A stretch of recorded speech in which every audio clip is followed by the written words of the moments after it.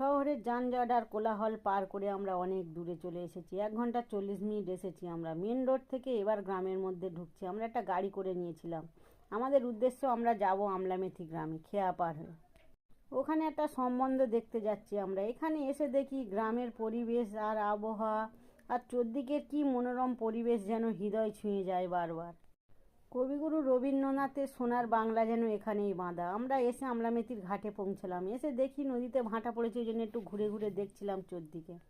সারি সারি সোনাঝুরি, গরান, গেঁয়ো আর কত রকমের যে গাছ এসে সব জড়ো হয়েছে এক জায়গায়, যেন প্রকৃতি তার সৌন্দর্য ঢেলে দিয়েছে এখানে।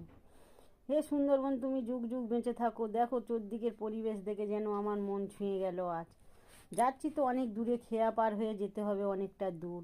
জানি না গ্রাম্য পরিবেশ কেমন হয়, কিন্তু এখানে এসে আজ নতুন করে যেন বাঁচার ইচ্ছা জাগলো মনে। গ্রাম, তুমি খুব